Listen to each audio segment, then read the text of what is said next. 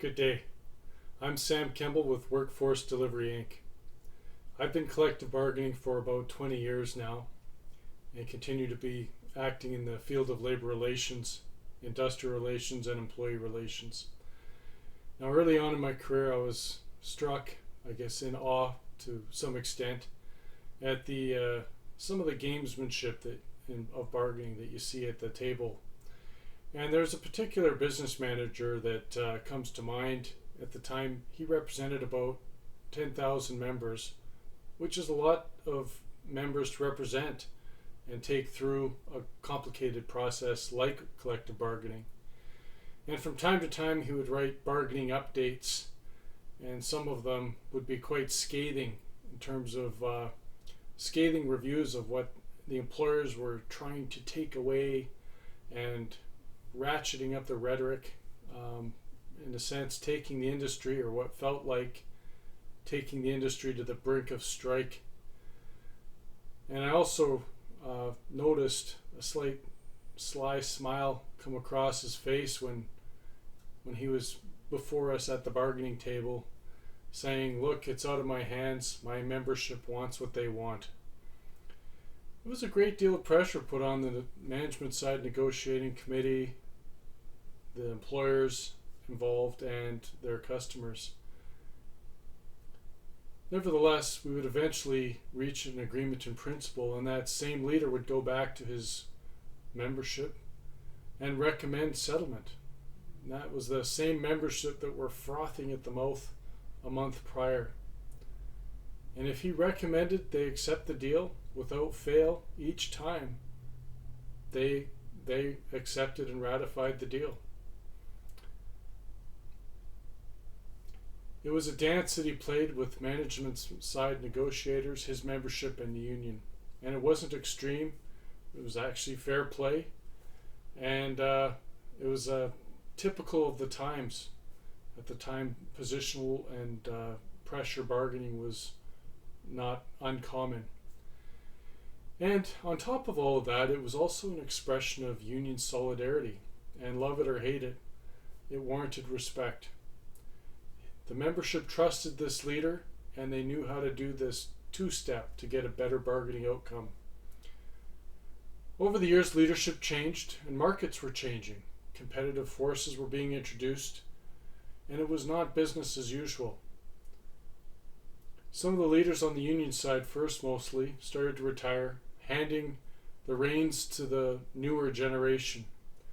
And I noticed a shift, and no, I'm not blaming a newer generation. It was a mix of all the factors. But I noticed a shift. More and more often, after ratcheting up that pressure in the same way that one business manager did, certain union leaders were unable to get the horses back in the barn, so to speak. And more memorandum of agreement were in fact rejected. One round had 19 of 25 rejections, which was quite substantial. And there's been a growing disconnect between the union leadership and the rank and file. Repeated elected terms of union leaders is becoming more and more rare, where when I started there was some really long-term tenure and repeatedly re-elected union leaders in place. So there's been a certain disruption building for some time in many of the industries from which our firm operates, and that's in Western Canada, in private sector settings, including in industrial settings.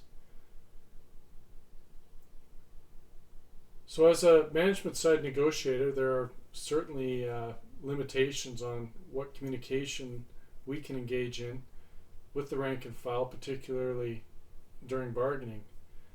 But we are finding it more and more necessary for management to consider the interests of the rank and file in addition to and separately from the interests of the union leadership. And on an ongoing basis, prior to the opening of a certain round of bargaining, for employers it's more important to engage in ongoing commercial literacy communication with their employees and involving represented employees on an ongoing basis in sharing information about the strategic, operational, and tactical issues that the company is facing, so that it's not as such a huge leap when that same membership is faced with whether or not to ratify a collective agreement.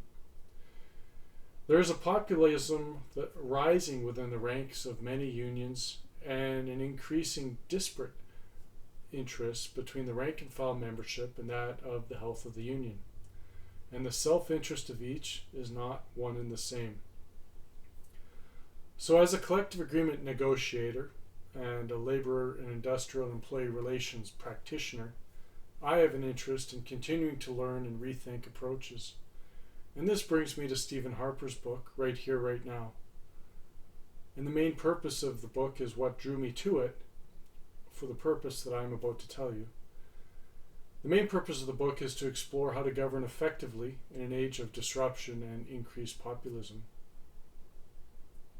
So given the trends that I've previously referred to in collective bargaining, which is only growing and becoming more acute of late, as various union bargaining units and their employers face competitive pressures and even some downward market pressures. Unions haven't been very good at responding to downward market pressures.